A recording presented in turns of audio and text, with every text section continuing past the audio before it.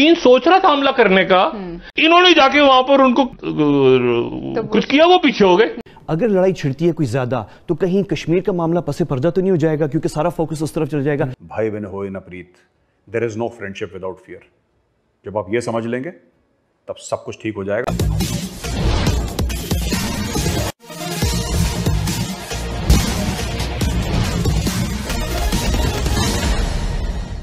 वैसे तो भारत खुद ही चीन से अकेले निपटने में सक्षम है, पर अब भारत के पक्ष में विश्व के सभी बड़े देशों ने खुलकर समर्थन देने का ऐलान कर दिया है। यही नहीं, 4 देशों ने, जिसमें भारत सहित अमेरिका, जापान और ऑस्ट्रेलिया शामिल है, एक क्वाड संगठन का गठन किया है जो आपस में सैनिक सहयोग के लिए बना है।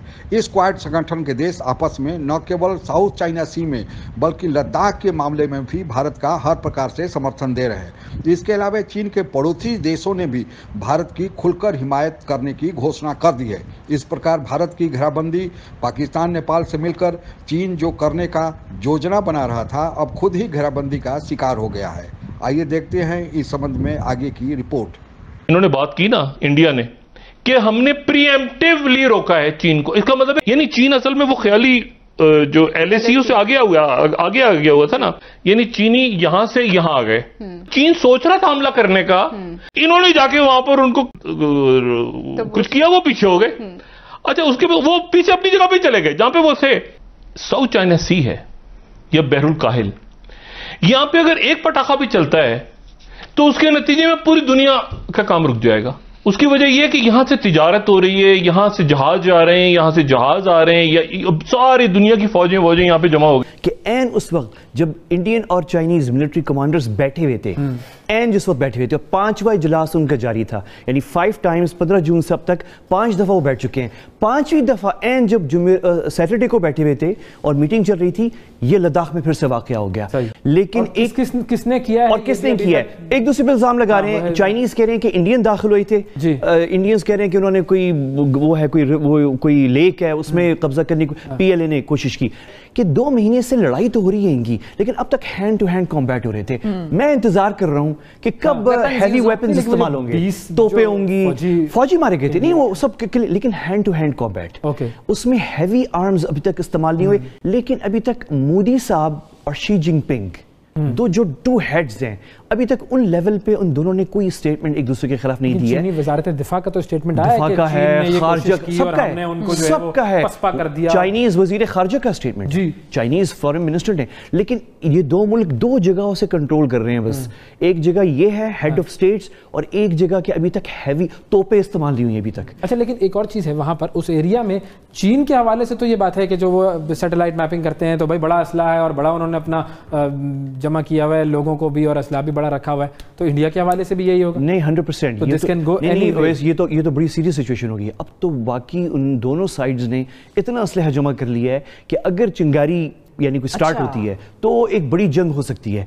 तो वो सीरियस सिचुएशन तो है, मैं ये नहीं कह रहा कि एक्सट्रीमली सीरियस। इसमें पाकिस्तान को तो नहीं पुल इन कर लेंगे, लेकिन हम बड़े केयरफुल हैं क्योंकि इसमें बहुत सारी चीजें हैं। अभी हम बात नहीं कर सकते उस पर क्योंकि वो लंबी बात है। लेकिन अगर लड़ाई छिड़ती है कोई ज्यादा तो कहीं कश्मीर का मामला पसे पर्दा तो नहीं हो जाएगा, क्योंकि सारा फोकस उस तरफ चल जाएगा। एक और डरने वाली चीज ये है कि कहीं ये ना हो कि अगर कोई बहुत बड़ी लड़ाई होती है तो वेस्ट, क्योंकि चाइना को कंटेन कर, तो इंडिया को भी वो सपोर्ट वेस्ट कर नहीं रहा था उस तरह, लेकिन अब करना शुरू हो जाएगा। कहने की बात यह है कि भाई इंडियन आर्मी घुस गई और चाइनीज कैंप ऑक्यूपाई कर लिया। अब ये संडे गार्डियन ने भी कवर कर लिया और अमेरिका के 1-2 न्यूज़पेपर्स ने भी कवर कर लिया। इससे क्या हुआ है कि निश्चित तौर पे थोड़ा सा हड़कंप हुआ है। हड़कंप किसके बीच में हुआ है? जिसको कैसेंड्रास थे ना, जो नेसेयर्स थे कि साहब, जैसे हमने बोला ना कि चला गया, अब तो लद्दाख गया साहब, अब तो लद्दाख गया, अब तो ये हो गया, अब तो ये हो गया। देखिए, कभी भी जैसे क्रिकेट को कहते हैं, it is a game of glorious uncertainties. जब तक लास्ट ओवर बॉल ना हो जाए तब तक रिजल्ट डिक्लेयर मत करो। ये मत बोलो कि टीम मैच हार गई, आपको नहीं पता what surprise the other party में spring. And today we have sprung a surprise for the last 3-4 days, not today but 3-4 दिन से चला आ रहा है। Army is not a defensive force at all, it's an offensive force. Army offensive operations. अगर आपको पता है कि चाइना से खतरा है, जाके पहले ठोक दो उसको। पाकिस्तान से खतरा है, finish of a brigade headquarters. कुछ नहीं होगा, मैं आपको बता रहा हूं, कुछ नहीं होने वाला और कुछ नहीं हो सकता। भाई बहन होए ना प्रीत, दिन में हर भारतीय को अपने आप से ये बात बोलनी पड़ेगी हर रोज 100 बार, भाई बहन होए ना प्रीत, there is no friendship without fear. जब आप ये समझ लेंगे तब सब कुछ ठीक हो जाएगा। मैं मुबारकबाद देता हूं स्पेशल फ्रंटियर फोर्स को और इंडियन आर्मी को, जो एक्शन करा है, बड़ा खूबसूरत एक्शन करा है। घुस गए चाइना के अंदर और चाइना की टेरिटरी, जो हमें न्यूज़पेपर से रिपोर्ट मिल रही है, फॉरेन पब्लिकेशन से रिपोर्ट मिल रही है, मैं तो गया नहीं वहां पे, फॉरेन पब्लिकेशन से रिपोर्ट मिल रही है कि वी हैव ऑक्यूपाइड और taken back, rather that is the right word, we have taken back territory from the Chinese. जो 1962 में उन्होंने ली थी, उसकी कुछ टेरिटरी हमने वापस ली है। चाइना के अंदर जाके जो लाइन ऑफ एक्चुअल कंट्रोल, जो हमारा परसेप्शन है, उसके भी पार जाके हमने कैंप्स ले लिए हैं जो चाइनीज कैंप्स हुआ करते थे। उतनी खबर आई है हमारे पास, तो many many congratulation, so proud. चेक रिपब्लिक के जो सदर हैं और वो जो हैं वो ताइवान जा रहे हैं। चाइना ने कहा है कि जो चेक रिपब्लिक है, उनका जो स्पीकर है वो अगर ताइवान गया तो वो रेड लाइन क्रॉस करेगा। उनका जो WSL टीवी है वो कह रहे डिफाइंग चाइना, चेक डेलीगेशन अराइव्स इन ताइवान। वो ताइवान पहुंच गए। चाइना ने भी कह दिया कि हम रेड लाइन क्रॉस नहीं करने देंगे और वो रेड लाइन क्रॉस हो गई। अब अगर अब चाइना, मैं ये सोच रहा हूं बैठ के कि चाइना चेक रिपब्लिक के अगेंस्ट क्या करेगा। हाँ, वो ताइवान की तो ऊपर तो कुछ कर सकता है। चेक रिपब्लिक के अगेंस्ट अगर चाइना नहीं जाता तो मजीद यूरोप के मुल्क निकलेंगे, ठीक है ना। इसी तरह से ये वही मसला है जो तैयब उर्दुगन साहब जो है, अब वहां पे वो उन्होंने ग्रीस के तैयारों को तो भगा दिया। अब ग्रीस के तैयारों के साथ अगर फ्रांस के तैयारे आ जाते हैं, फ्रांस क्या कर रहा है?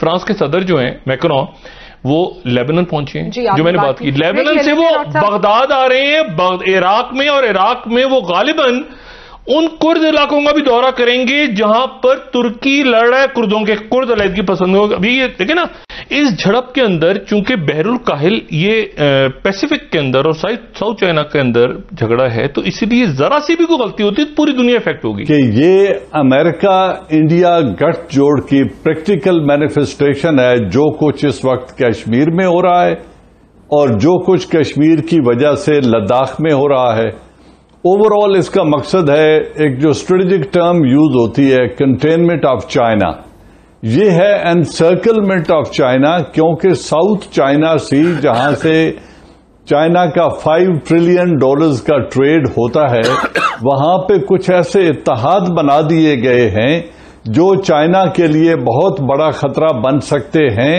और चाइना की मुश्किलात में बहुत इजाफा हो सकता है। चीन ने बड़े देशों से व्यापारिक रिश्ते कायम कर लिया था और छोटे देशों को कर्जा दे रखा था।